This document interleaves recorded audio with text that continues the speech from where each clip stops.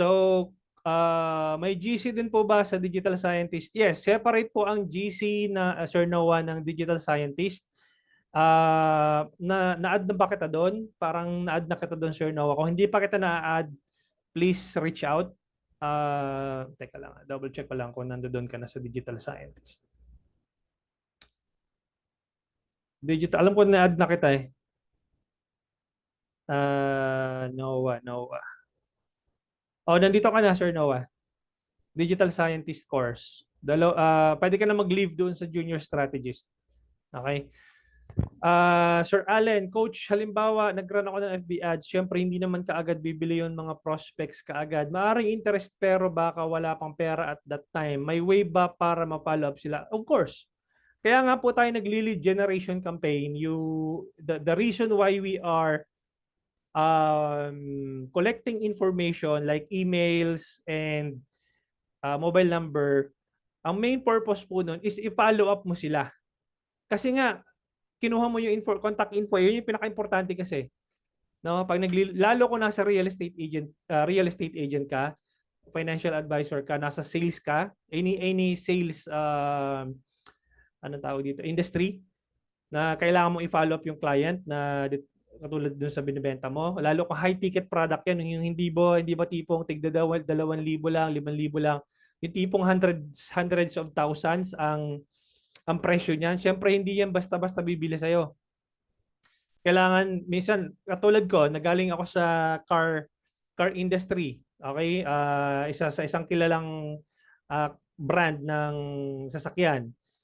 Bago namin nako-close ang isang client, umaabot ng kunsan, 1 buwan, 3 buwan, minsan taon pa nga bago namin ma-close. So, same thing with real estate. Hindi naman yan basta-basta 10,000 lang Ang real estate, umaabot ng milyon, di ba? So, do not expect that someone na nag-opt-in sa'yo ay bibili na sa'yo right away. Mayroon mangilan-ngilan dyan na matitisod ka na talagang nasa buying mode na sila. So, kailangan kung nasa industry ka ng real estate, financial advisor, sales, it will take time. That's why you have to build relationship to this audience before you can. Ganito lang yan, guys. Sino yung lalaki dito? Bong, si Sherwin, Allen, si Sir Harold. Yung mga, I don't know, kung may mga asawa na kayo, may mga girlfriend. Alangan namang di ba, nung nakakita kayo ng babae, biglang pakasal na tayo, hindi ba tayo magkakilala? Nakita mo lang sa kalsada, bigla mong sinabi, di ba? Tara, pakasal na tayo. Hindi man lang, di ba pag nililigaw mo yung babae, kailangan mong hingin yung number, ng konti, magpa-gwapings ng konti. Alam mo yun, yung it will take time before yung babae ay mag-say sa'yo ng oo. Ganon din sa sales, guys. So, it will take time before mo ma-close yun. Okay? Same thing with you guys. Before kayo nag-join dito sa academy, you've seen my ads multiple times over and over again until such time you decided to buy from me. 'Di ba? Ganun lang. Napakasimple lang nung logic nun. So, 'yun. Ganun po siya, Sir Allen, no? Ma'am Maribel, parang portfolio coach. Ano yung parang portfolio? So, okay. Thanks. Okay. Hindi ko sure kung ano yung tanong mo, Ma'am Maribel, ha. So, maganda po yung coach. Okay, nice. Coach, leave muna ako ng bagal ng net. Okay, okay lang. Thanks. Okay. All right. So, I think we can start. Medyo napahaba na yung kwentuhan natin, Dad. Yep. So, let's continue with our lesson. And kung saan tayo nahinto kagabi. Film lang ako ng tubig, guys. Okey-doke. So, I'm gonna share my screen and move ko lang dito. Okay, nandito ako kay Ma'am Maribel na ad account. Okay? Okay. Nagtatanong pala next batch. Okay. So, di ba nakapag-create na tayo ng TOF? Ibig sabihin yung mga tao na posibleng hindi pa kilala yung brand mo, nasa top of the funnel, no? So tatlo yung kinrate nating TOF na magkakaiba ng setup. Okay? This time around, we're gonna create the MOF or yung retargeting ads. Okay? What I'm gonna do is, I'm gonna click this all tools or yung hamburger menu, click audiences. Okay, gagawa tayo ng custom audience ngayon. Now, let's say for example,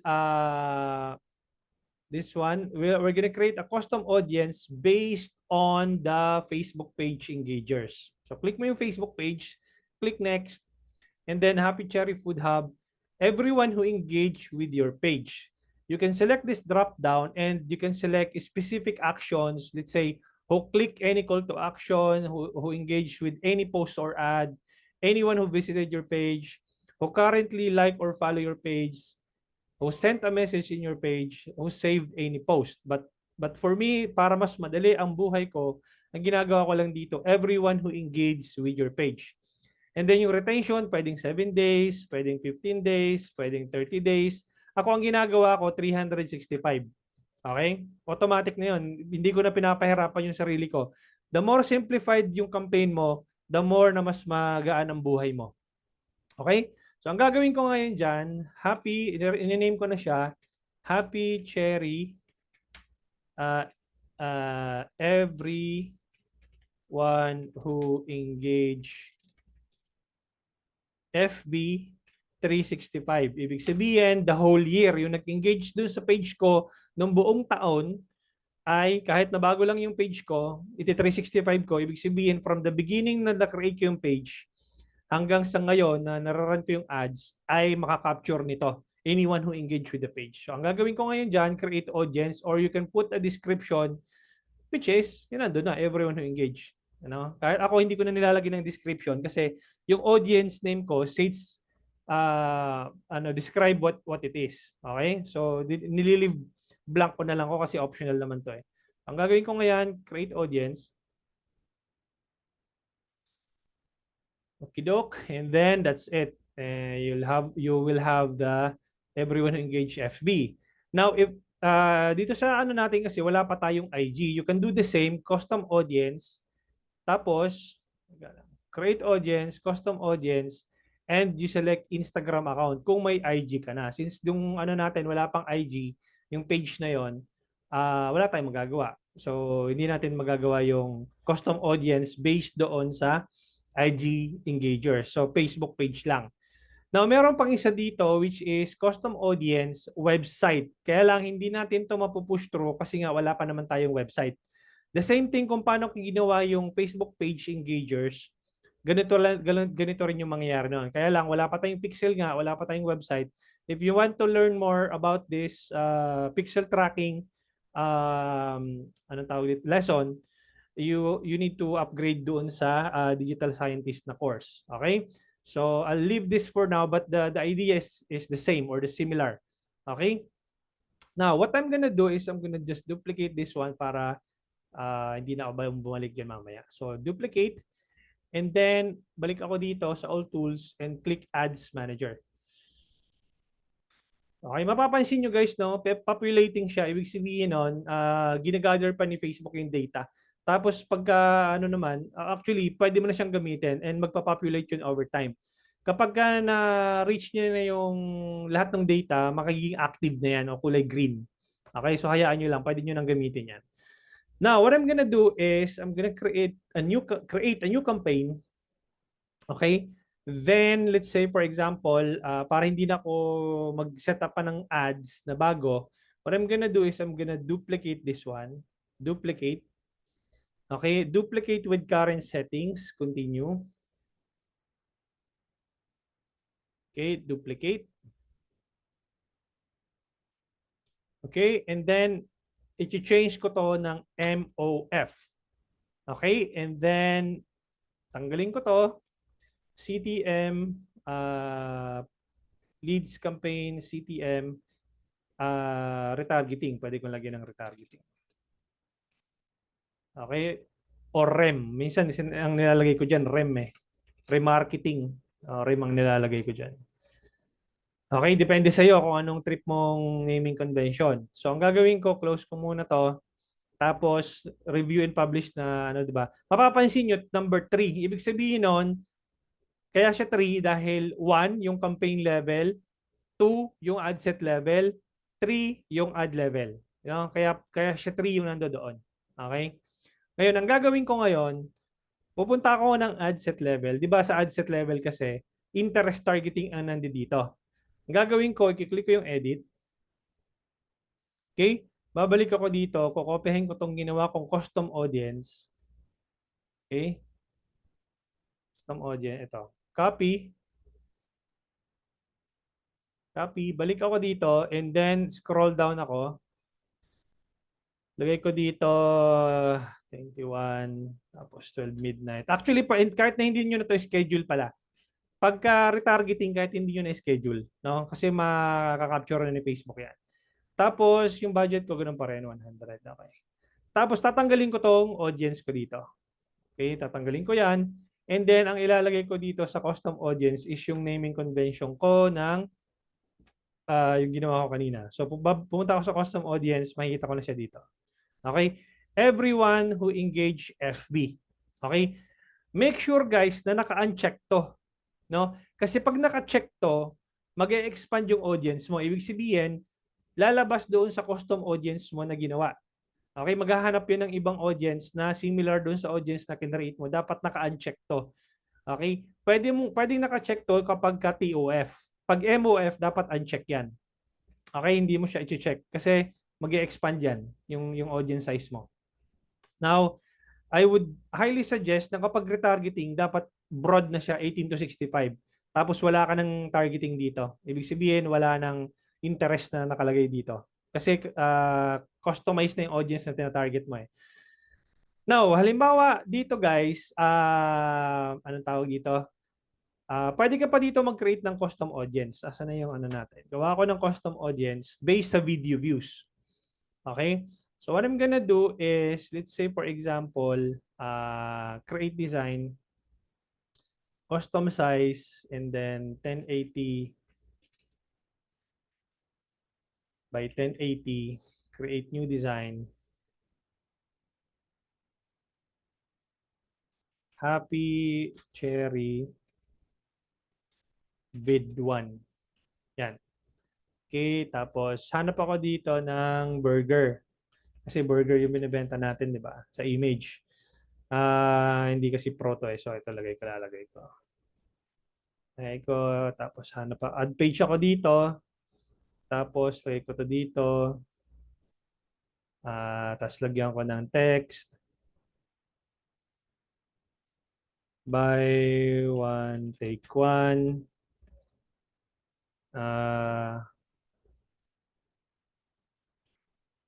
Dito. Aloha Burger. Okay.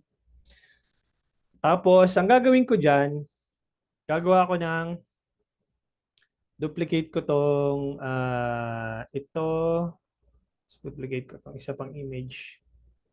Teka, saan na yan? Ito. Para mag-ano siya, parang ang tawag dito, slideshow. Parang slideshow ang dating. Okay. So isang burger lang, tapos pangalawa, dalawang burger, buy one take one. Isang burger ulit, tapos dalawang burger. So pag inano ko yan, pag dinownload ko dito, download, instead na PNG, ang gagawin ko dyan, MP4. Ayun o, MP4 video. And then, all pages para maging video siya, yung apat na image na to. So, download ko siya.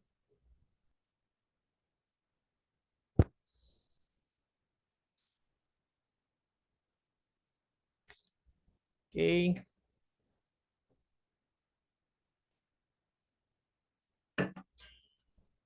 Nakalimutan ko kung ilan pala yung timing noon, 5 seconds yung ginawa ko eh. So okay lang 'yon. So depende sa kung ilang seconds yung video nyo, pwede nyong palitan dito yung timing. Okay? So antay lang natin mag-download. Alright. Ayun, nag-download na siya. So balik tayo dito sa anong tawag dito? Dito sa retargeting natin. Okay? So instead na image, kunyari lagyan ko lang ng video. Okay. ko dito, image yung nakalagay dito, di ba? So, remove ko to, pasok ko, add media, add video, upload, tapos ito yung video ko. Yan, uploading na siya. Click next. Click next. And then, minsan nagaganyan. So, kailangan nyo lang antayin, mag-upload din yan. O kaya, i-refresh nyo yung browser nyo.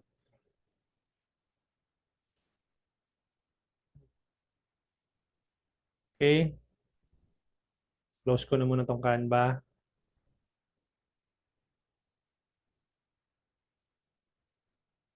Okay, and then add media, nandun na yan. 5 seconds lang naman yun, nandun na siya. Next, next, next, done. Okay, tapos edit media, nakalimutan ko yung naming convention, copyhin ko to pala. Okay, and then yun ang papalitan ko dito. Video 1, yan. Para pareho siya. Ayun, may video na ako. Ayun, pansinin nyo. Meron na akong slideshow or video na 5 seconds sa slideshow. Yan. Diba? Then, what I'm gonna do is I'm going to publish this. Okay? Okay. Now, pagdating ko dito sa audiences, refresh ko muna to ha.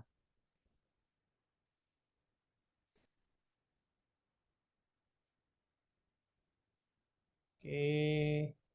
Then, pagdating ko dito, pwede ako mag-create ng custom audience based doon sa nanood ng video na yon. Ito, yung vid 1 ko na to. Okay? Assuming lang na itong video na to ay nasa TOF. Halimbawa, nilagay mo yung video na yun dito sa TOF kasi sa MOF natin nilagay, di ba? Assuming lang na nilagay natin sa TOF yon, pwede mong i-retarget yung mga taong nanood ng video na yon. So, create audience ka, custom audience, punta ka sa meta sources, video, next, content type, and then mamili ka kung ilang percentage ng pinanood yung video. Dahil 5 seconds lang naman yun, di syempre, at least 3 seconds lang ng video, isi-select ko ngayon. Choose videos, tapos isa-select ko ngayon to. Diba? Yung 3 second video views, wala pa eh. So, i-select ko to, confirm, tapos retention, ganun pa rin, 365. So, pwede ko itong pangalanan, Happy Cherry video views 3 seconds. 365. No, kung yung specific video na yon, okay, pwede mo ilagay dito kung ano yung mismong video na yon, yung naming convention. Halimbawa, Happy Cherry vid 1, 3 seconds. Yan. So, depende sa'yo kung ano yung specific. Kung isang video lang ba yon, actually, pwede kang mag-click din ng multiple videos. Halimbawa, marami ka ng videos na na-create, i-select mo yon, i-check mo lahat yon, and then, pangalanan mo dito ng Happy Cherry, double R pala, sorry. Happy Cherry video 1365. And then create audience. And then done. Ayan, meron ka na ng ganitong custom audience. Copy mo to. Yan, pwede kong i-add yan dito. Ayan o. Ay, nakalimutan ko nga palang i-rename to. Dapat ito, i-rename to ng stock audience 365. Ibig sabihin, lahat ng audience ko na 365, anyone who engaged with the page, anyone who watched the video, ilalagay ko dito yung custom audience na ginawa ko kanina. Okay? Then, dapat naka-uncheck to. So, yun. Inad ko siya doon para lahat ng nag-engage sa page ko, lahat ng nanood ng video, ay mare-retarget nung ad na ito. Okay? Publish ko.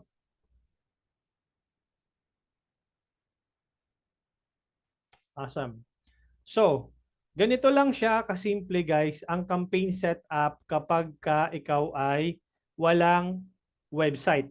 Okay, kung messages ka lang ang inaano mo, ang ino-optimize mo or lead generation ka, ganito lang kasimple setup. TOF, MOF. Magkakaroon ng BOF kapag may website ka kasi nandoon yung nag-visit sa website mo, nag-take ng action, let's say nag-add to cart, nag-add payment info, nag-purchase o in the past 7 days, etc. Yun yung gagawan mo ng BOF. Nasa advanced training po yon kung gusto nyo matuto ng BOF. Kung mag-i-e-com ka, importante yon na meron kang BOF. Pero since applicable naman to sa, let's say, real estate agent, financial advisor, sales agent, anong tawag dito? Dentist, mga ganon, construction firm. So, okay na tong setup na to, dalawa lang. TOF, MOF. Huwag mo nang pahirapan yung sarili mo ng kakasetup kung paano. Yun yung pinakasimpleng setup na pwede mong gawin. Now, medyo mag-advance tayo ng konti pagdating doon sa, anong tawag dito, doon sa metrics. Okay? Isa-isahin natin yung metrics. Ang gagawin ko ngayon dito para mas ma-visualize ninyo kung halimbawa may website kayo, papaano nyo i-read yung mga metrics. Okay? I-click ko tong plus sign and then add other columns. Tatanggalin ko dito yung mga hindi mo na kailangan. Okay? Tanggalin ko yung delivery, ad set name, okay lang yan. Bid strategy, tanggalin ko na yan. Yung budget, iwan ko na yan. Last significant edit, attribution settings, results, engagement ranking, tanggalin ko na to. Amount spent. Okay, ganito ako guys, ayos ng aking metrics depende dun sa nature ng business ni client. So, ang gagawin ko ngayon dyan, mauna yung budget, tapos susunod yung amount spent, results, tapos cost per result. Ayan pala. Cost per result. Cost per result. Reach, impressions, tanggalin itong quality ranking. Tanggalin ko yan. Ang susunod doon sa impressions ay CPM, itong cost per 1,000 impressions. Actually, unahin ko to. Pagdating dito sa amount spent CPM. Unahin ko muna yan. CPM. Kasi yun importante eh. Cost per 1,000 impressions. Tapos ang susunod dyan, results, cost per results, reach impressions, link clicks. Okay, link clicks. Tapos CTR, link click-through rate. And then landing page view. Landing page view. Add to cart. Add to cart. Tapos payment info.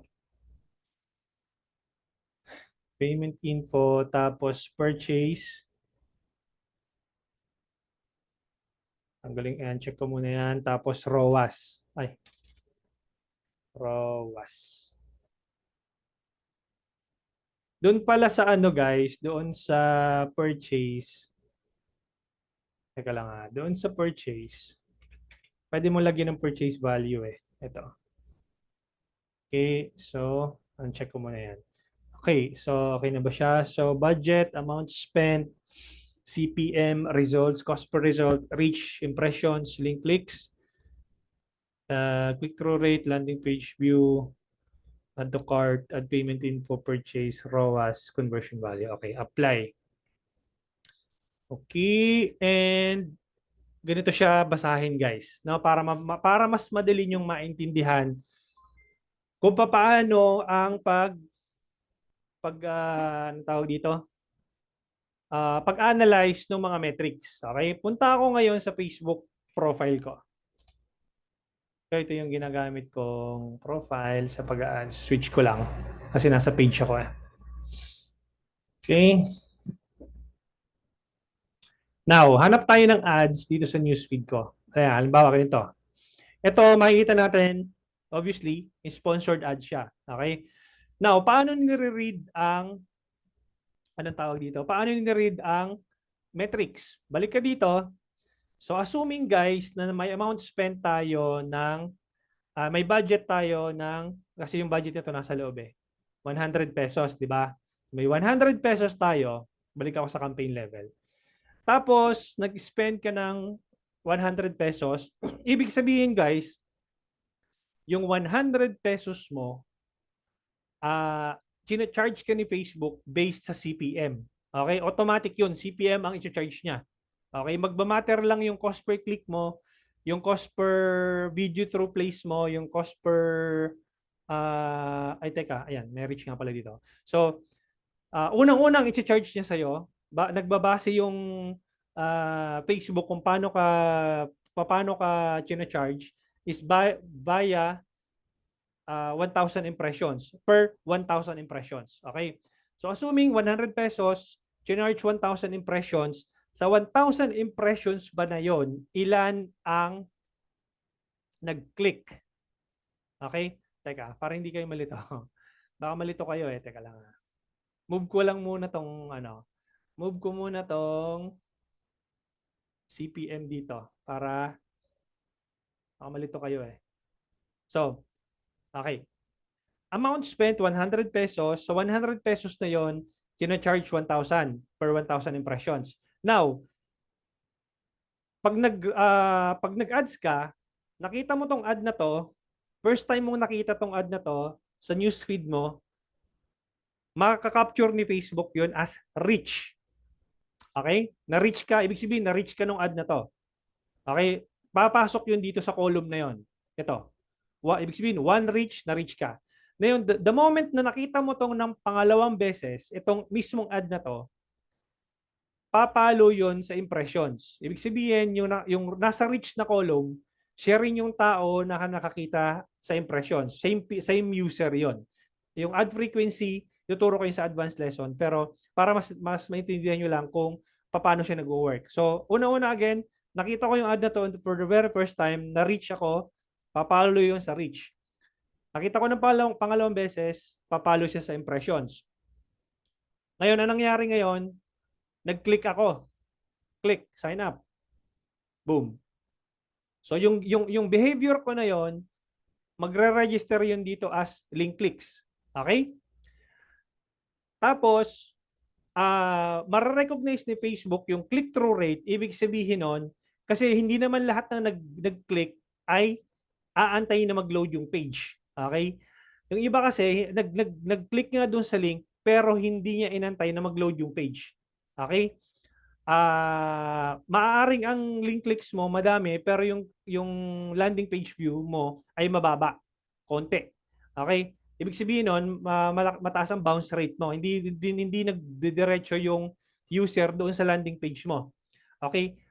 Assuming guys na nakita ko na to, nag-load na yung page na to, papalo na yun as landing page view. Okay? Yung data na yon, magiging landing page view. Nakarating ako dun sa landing page view kasi nga nag-click through ako. Nag-click ako dun sa link, kaya naka-click through ako, kaya nagkaroon ako ng landing page view. Na-read ni Facebook yung ano tawag dito, yung behavior ko na yon as landing page view. Ngayon, nangyari ngayon, dahil nandito ako ngayon, pupunta ako ngayon sa, kunyari ito, buy now. Kinilik ko yan. Okay? Then, submit ako ng information dito. Okay? Let's say, for example lang dito, ay lagay ko yung information ko para makita niyo. Okay. First name, last name, mobile number, okay, password, yan, yung password na yan. Confirm password. And then,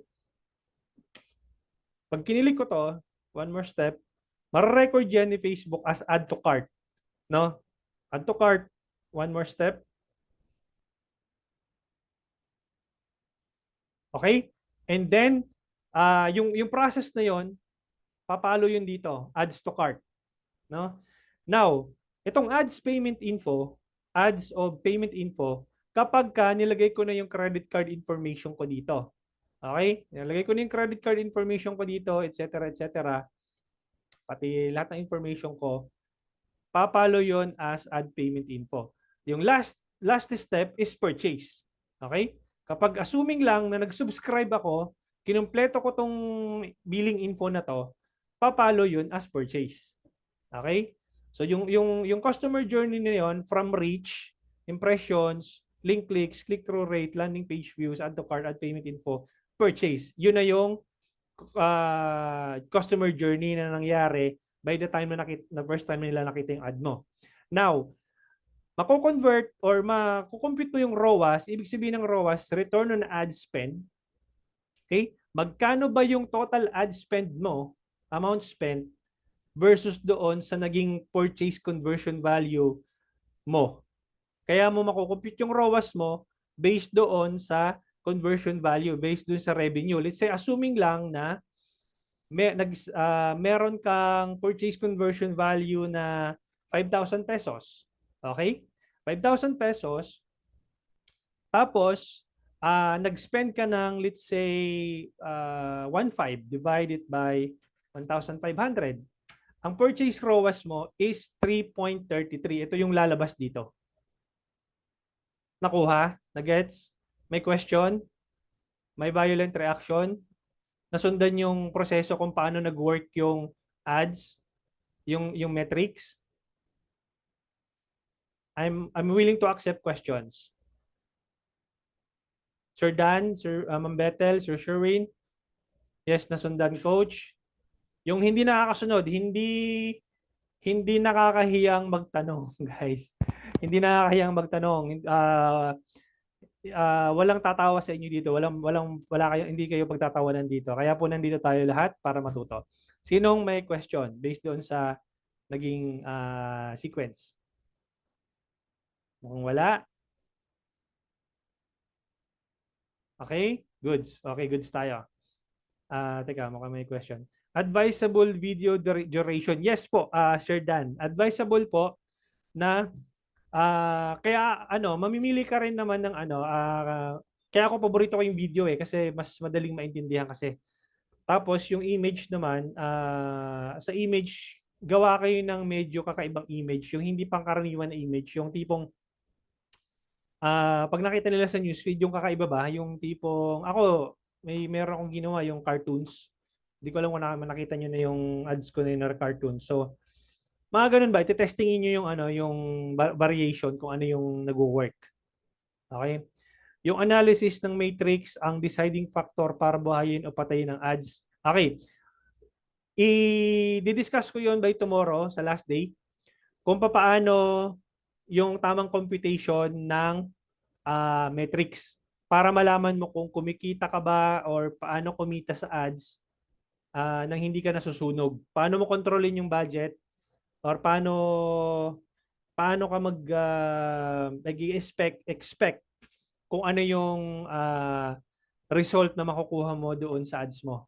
At kung paano mo masasabi ba na mahal yung cost per lead o paano mo ba masasabi na mahal yung cost per purchase. Kasi hindi mo naman pwedeng sabihin na ang mahal ng mahal ng cost per lead natin, ang mahal ng cost per purchase. Anong basis mo? Saan ka nag-base? Anong historical data ang binase mo? Halimbawa, ganito lang yan eh. Assuming lang na nasa real estate ako. Okay? Nag-spend ako ng worth 10,000 pesos sa Facebook ads. Masasabi mo ba na malaki yung ginastos ko o hindi? Sino makakasagot? Sino nasa real estate dito? O sinong depende? Sige, paano mo pwede ka mag-unmute, Sherwin. Sige, paano mo masasabi na yung 10,000 pesos na ginastos ko sa ads ay mahal? Sige, paano mo i-justify yon? Wala? Si Sir, I Ma'am... think depend. Sige, Sir Noah. Go ahead. Sir, I think depende sa conversion ng kung sa real estate, for example, kung magkano yung na-convert niya. For example, nakabenta naman ako ng worth 11 million sa 10,000 ads. So I think yung 10,000 I think masyado siya mababa. Correct. So depende doon sa conversion. Depende sa conversion. So, ibig sabihin lang, hindi mo pwedeng i-justify na, ay, gumastos ako ng sobrang laki sa ads. Ano yung malaki? I-quantify mo muna yung kung ano yung malaki. Kasi, katulad dito guys, kapag naging media buyer kayo, kapag hindi nyo naiintindihan yung justification doon sa budget, eh, hindi kayo magkakaintindihan ni client. Promise, hindi kayo magkakaintindihan. Sabi ni client, sobrang laki na ng ginastos ko sa ads, wala pang conversion. Teka muna, magkano lang ba yung ginastos mo sa ad? $300? Ano yung expect mong conversion? 'Di ba? So tama yung sagot mo, Sir Noah. Depende kung magkano ba yung expectation mo ng return of ad spend, yung ROAS mo. So, kung sa 10,000 na spend ko, let's say 11 million yung worth ng real estate na nabenta ko, meron ako 1%, magkano ba ngayon ang ano? Magkano ngayon ang percentage sa real estate? 1%, 2%? I don't know. Let me know. So 2% na lang ng 11 million. Sulit, di ba? Sulit yung ginastos ko sa ads. Kung 11 million yung worth ng property times 2% na commission, 220,000. So, malaki ba yung ginastos ko sa ads? Hindi. 3 to 5% pala. O yun, 220K. So baliwala pala kung gagastos ako ng worth 50,000 sa ads. Diba? Baliwala. Baliwala kung gagastos ako ng 150,000. Baliwala kung gagastos ako ng 500,000 sa ads. Kasi yung alam ko sa sarili ko na kapag ka nagastos ko yung amount na yon, babalik sa akin ganitong amount. Okay? Same thing with, let's say for example, kay Ma'am Maribel. Anong tawag dito? Sa kanyang let's say burger business na lang. Ang amount ng burger, let's say bundle na burger na binibenta niya is worth 500 pesos. Ang cost per purchase niya is 500 pesos din. Kumita ba siya? Maaring may konti kasi may margin naman yung ano doon, yung sa worth 500 na binenta niya. Pero kung titingnan mo, halos break even lang. Okay? So, 500 pesos worth of burger na nabenta niya versus sa cost per purchase niya na 500, halos break even ka lang doon o baka negative pa ng konti. Konting-konti lang. So, titingnan mo kung ano ba yung mahal, ano ba yung mura. Okay? So, sabi ni Sir Sherwin, 100% po ba na sulit if tumaas ang gastos sa ads? Depende nga po sa depende sa quantification. Paano mo maka-quantify yung taas ng gastos? Paano mo siya i-quantify mo muna kung ano yung mataas. Okay? Kapag hindi mo kasi na-quantify kung ano yung mataas, malilito ka kung ano yung return of ad spend mo. Kumikita ka ba o hindi? Nauubos ka lang ba nasusunog ka lang ba sa ads or hindi? May computation po tayong ibibigay doon tomorrow. Pero ngayon, binibigay ko muna sa inyo yung anong tawag dito, yung mind frame kung ano yung mataas, ano yung mababa. Okay? Question?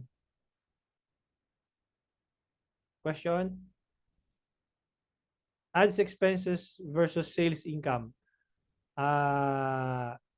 Yeah, kung mako-compensate ng ads mo, ads expenses mo, actually ang ads guys hindi siya expenses, it's an investment.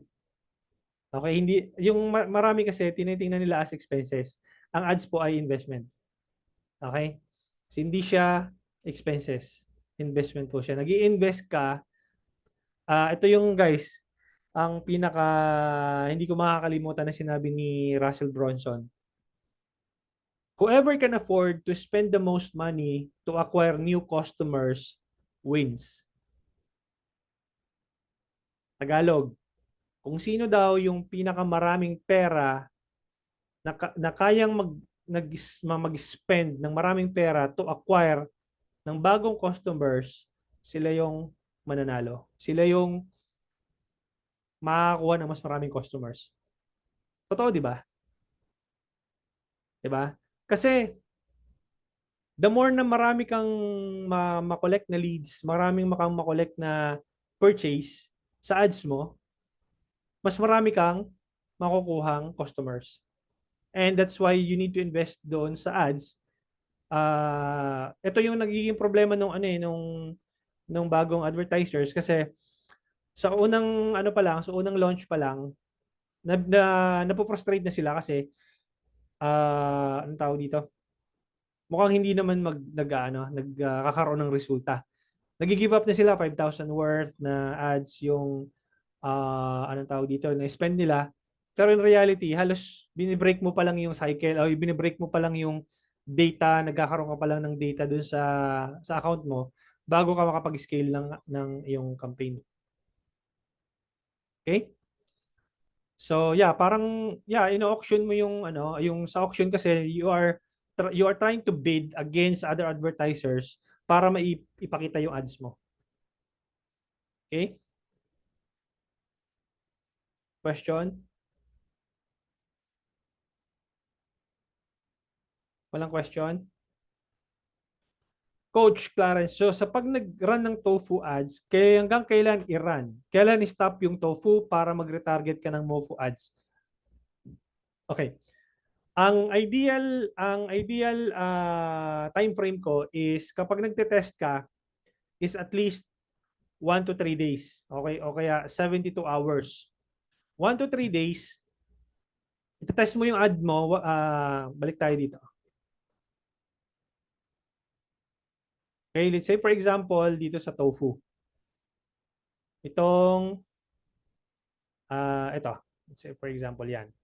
Di ba naglagay ako 100 pesos sa isang ad set, isang ad lang din yung naka-launch dyan.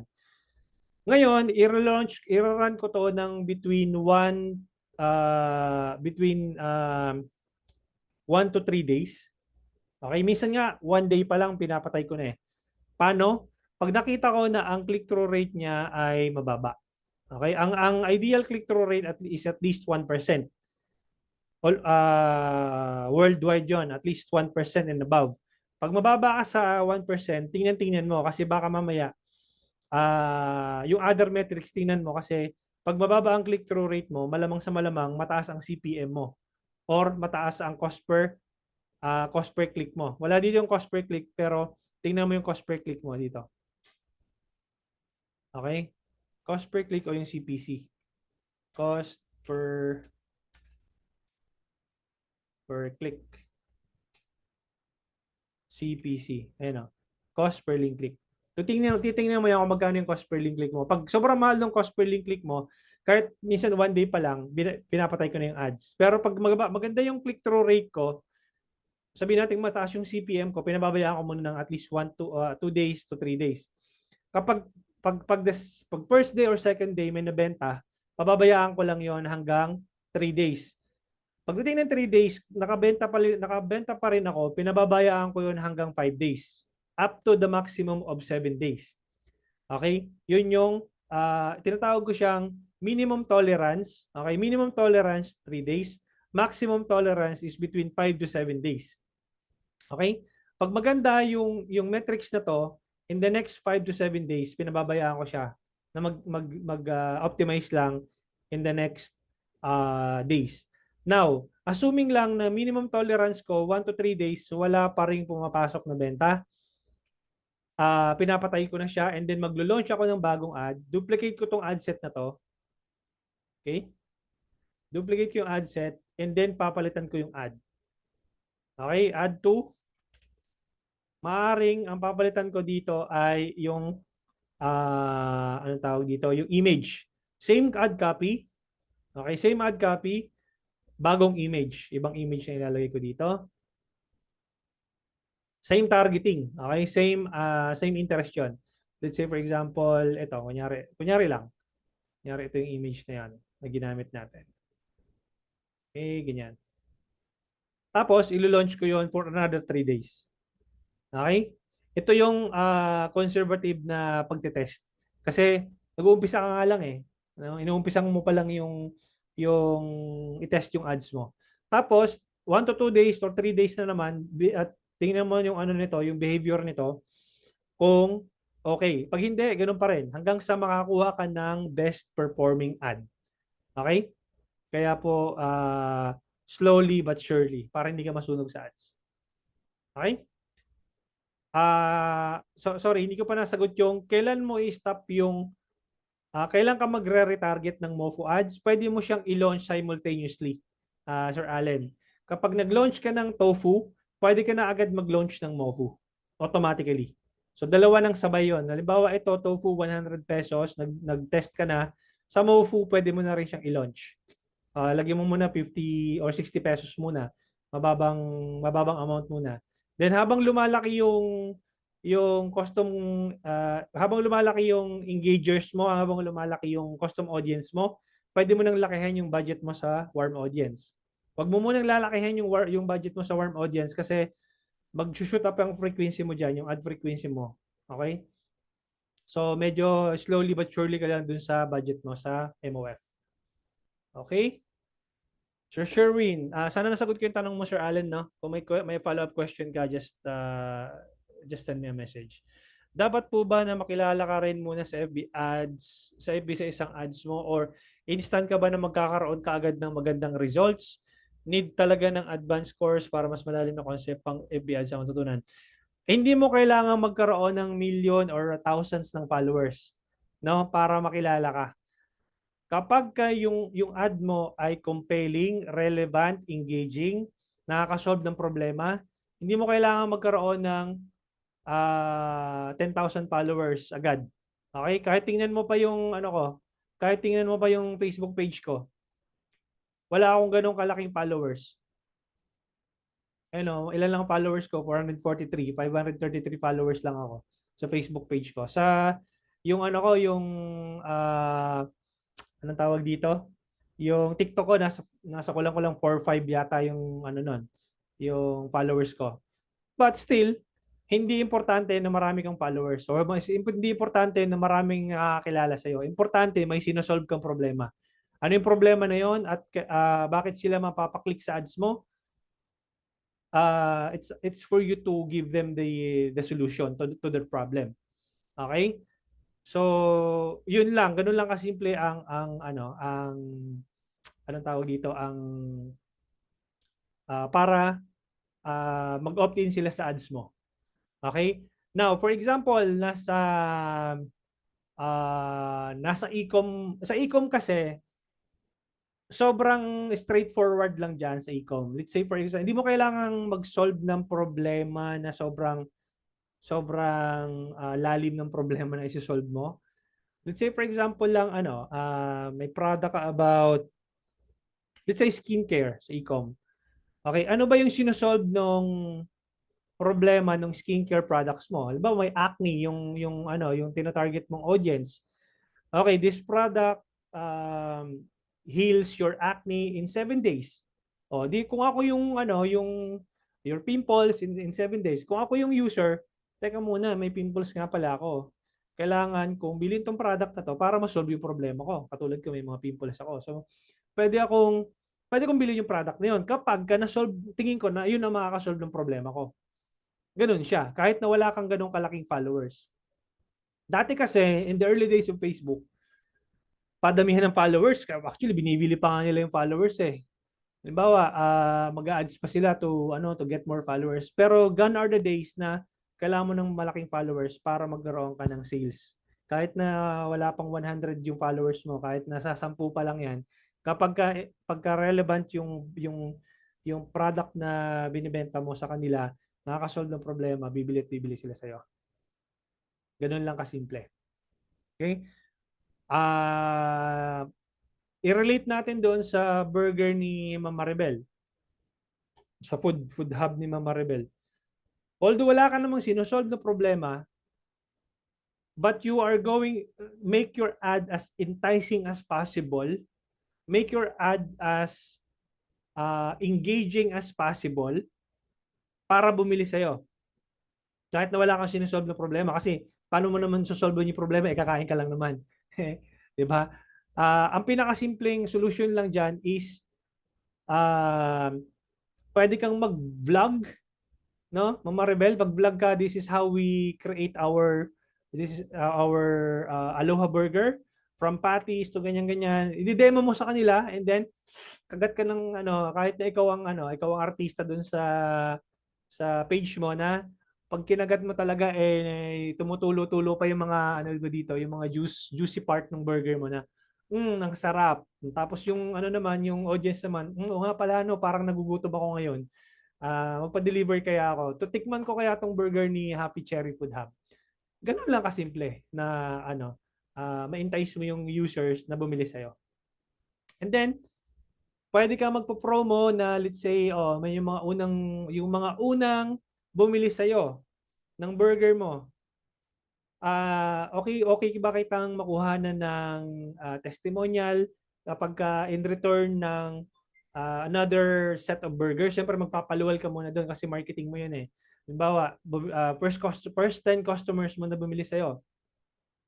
Okay lang ba na you rate the burger 1 to 10 and then you send us a video o pwede ba kang videohan ngayon? In return, I'll give you another set of burger. Tapos yun, pwede mo nang gamitin yun as ad. Yung ano, yung kanilang testimonial. Ganun lang kasimple. Okay? Gutumin sila, coach. Everyday nyo po ba chine-check yung ads and how many hours po kayo nag-spend in a day? Hindi ko siya every day ko chine-check naman obviously. Pero hindi yung nakatutok ako ng oras-oras nakatutok ko, hindi. So chine-check ko lang kasi meron akong sinet na na ideal CPA o yung cost per acquisition. Matututunan niyo to bukas, no? Wag niyong i-miss yung lesson bukas kasi kailangan nakaset yung CPA mo, yung cost per acquisition o yung CAC, cost per customer acquisition, no? Or acquisition per customer. Kapag alam mo kung ano yung mahal, kung ano yung mura, kahit na hindi mo i-check yun everyday. So, ano tawag dito? Mag-gauge mo na agad kung tumataas na ba yung cost per acquisition mo or mababa pa rin. Okay? Ganun po siya. And Coach, safe po ba bumili ng business page na may followers na? Safe po bang gamitin yun na pang ads since wala pa akong business page po? Hindi ko po nare-recommend yun. Hindi ko po nare-recommend na bumili ka ng page na merong followers na kasi it will hurt your yung algorithm ni Facebook. It will hurt your engagement and masyadong risky yun. Pwede ka naman mag-create ng page mo, Michelle. Why do you need to buy pages na may followers na? Create ka ng page mo na bago with 0 followers. Ano ba yung kinakatakot mo dahil wala pang followers? Huwag ka matakot doon. Kahit na lilima pa lang yung followers niyan, huwag ka mag-alala. Try mo pa rin yung mag-create ng sarili mong brand, your own page. Ganun lang. Okay? So, yon. Anything else? Any questions? Okay? So, yung mga gustong guys yung gustong mag-upgrade sa Digital Scientist course up until tomorrow na lang. Yung promo code is mag-expire na siya tomorrow. And by the way, FYI, yung promo ko up until December na lang. No? Hindi yung mga susunod na batches na bibili nung Digital Scientist course, makukuha na lang nila ng recorded. Hindi na nila makukuha ng may kasamang live training na bi-monthly coaching sessions. Okay, recorded na lang makukuha nila for 2,499. So, kung gusto mo pang humabol, and this is not a bluff, by December, ika-cut off ko na siya ng December 31. And then next batches, 2024, hindi na nila makukuha yung promo na binigay ko sa inyo ng itong mga batch na to. Okay? So, yun guys. And what else? Anything else? Wala na? Meron pa tayong 4 minutes. Wala nang questions? Sir Sherwin, Ma'am Bethel, Sir Dan, Sir Mark, Sir Bernie, Sir Allen. Okay, so yun. Let's, Sir Nawa, meron ka yatang questions? Ano na? Ay, yes, coach. Quick question lang. So, sa retargeting, when is the best time na mag-retarget tayo ng ads? Kasi, di ba, hindi ba siya magkakaroon, kasi since i-retarget mo siya, until when mo siya pwedeng i-retarget yung mga audience na yun? Kasi hindi ba siya magkakaroon ng parang audience fatigue? Hindi ba siya tataas yung ads mo nun, ad spend mo nun? Hindi po. As soon as na mag-launch ka ng ads, kahit na i-launch mo na yung retargeting mo, dapat ang retargeting mo forever din. Habang meron kang TOF, dapat meron ka ding MOF o continuous yun. Retargeting ng retargeting sa MOF mo. Now, Okay. kung ang concern mo tataas yung ad frequency mo, depende yun sa budget size, sa budget na nilalagay mo at depende dun sa audience size mo. Yun ang babantayan mo. Okay pala ganito. Kapag TOF guys, tandaan nyo to kapag TOF, ang ad frequency dapat niyan ay wag lalagpas ng 2x. Okay? Wag lalagpas ng 2x. Kapag 1.7, 1.8, 1.9, 1. Pag nag 1.10 na yan, 2x, magto 2x na yan, ibig sabihin noon, bantayan nyo na kasi tataas ang frequency noon pagdating sa TOF. Sa MOF, you can have as high as, may nakita nga ako 10 10x, 20x nung nagko-convert pa rin. Pero yung frequency ko ngayon nasa nasa 5x lang. Dito yung sa ads ko ngayon, 5x. So depende yun guys kung nakita mo na yung ad frequency mo kahit na 10x na, tapos marami pa rin bumibili, walang problema yun. Okay, wag mong pansinin kung ilang x na yung x talaga, no? Ang daming x's. Wow, daming x's. Kung ilang x na yung frequency mo, wag mong pansinin yon. Ang pansinin mo kung marami pa rin nagko-convert. Okay? I-gauge mo, halimbawa, ang ROAS mo dun sa ad frequency mo ay, ano ba, let's say for example sa MOF mo, sa retargeting, sige, sabihin natin, 30x na lang. Ganun ka, sobrang daming x. Yung frequency mo doon. Pero yung ROAS mo ay 10x, bali wala. Mas okay pa lang na, mas okay na kahit na ganun yung frequency mo, basta yung ROAS mo ay shoot pa rin. Huwag mong pakialaman yung frequency mo. Okay? Walang kinalaman yung doon, yung frequency, yung ad fatigue. Okay? Coach Clarence, pwede magtanong? Yes po, go ahead. Kasi one time may nakita akong Facebook ads. Halimbawa na lang Facebook ads ni Sherwin. So chinek ko, tinignan ko. So after nun tapos na. Kinabukasan pag check ko ng Facebook ko uli, biglang nakita ko uli yung kanyang ads. Pero ang nakalagay, uy, nakita ko, chinek ko yung Facebook ads ko, hindi ka lang tumuloy. Yes. So nagulat ako sa ko, paano nyo nalaman yan? Yun Yes. ba yung retargeting? Yes. Yun yung MOF. Okay. Di ba yung nag-create ako ng custom audience? Di ba, pansin nyo kanina? Yung MOF ko, retargeting, retargeting, ibig sabihin, lahat nung sinasabihan ko ngayon si Facebook, lahat nung galing sa page ko, no? Ayan, kita mo dito. Facebook, lahat ng everyone who engaged in my page in the past 365 days, targetin mo to. Everyone who watched a specific video, targetin mo siya. Kaya siya lalabas dun sa feed mo. Ganun po siya. Okay. Thank you. Okay na okay, Coach Clarence. Sige. Anything else? Coach, quick lang. Yes. Yung mga bumili na po, hindi na inaano ni Facebook 'yon, pinapakialaman. Okay, nakalimutan ko. Mabuti inano mo dito. Nasa kasi 'yon, nasa advanced training session natin 'yon sa digital scientist. Pero just to give you the demonstration, pagdating dito, medyo advanced na to guys pero still dahil love ko kayo, ilagay ko dito. Ang gagawin ko dito, i-generate ko yung email list. Okay? Merong advanced training lesson noon kung gusto niyo matutunan. Ang gagawin ko, add exclusions. Tapos i-exclude ko yung people who already purchased from me. Para hindi na nila makita yung ads ko.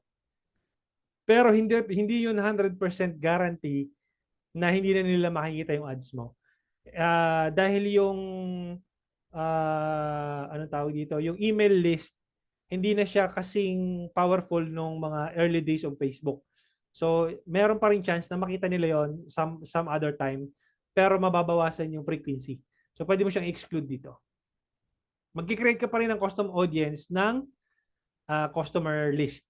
Pero nasa advanced lessons yun. Okay? So, sana nasagot ko yung tanong mo, Sir Bong. Tama? Yan. Okay? All right. Anything else? Follow-up questions? Any questions na hindi nyo pa rin hindi? Pero guys, yung setup na to, pwede nyo na tong gamitin as early as now.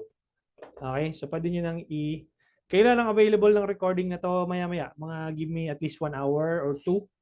And then, nandoon na sa day 4 ninyo. Okay? Alright, thank you so much guys and I'll see you tomorrow. Huwag kayong mawawala kasi nandoon yung pinaka-importanting lesson kasi bibigyan ko kayo ng anong tawag dito ng access doon sa sheet na yan. Okay? Thank you guys. I'll see you tomorrow. Hi guys, bali yung wala pa sa GC ng ng junior specialist course, junior strategist.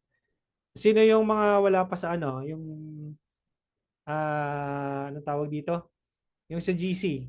Send ko dito yung teka lang. Wait lang baka wala pa kayo sa GC. Iba yung 5-day Facebook Ads Challenge na na GC. So, meron tayong exclusive na GC talaga para sa junior strategist na batches. Teka lang, send ko dito. Yung mga wala pa dito, join kayo guys. Itong link na yan. Okay? Click nyo yung link na yan, i-accept ko kayo. Kung yung wala pa dyan. Pero yung nandiyan na, and then okay lang. So, yun. Okay? So, copy nyo or save nyo yung link na yan and then kung wala pa kayo dyan, join lang sa link na yan. Alright, thank you guys so much and I'll see you tomorrow. Thank you.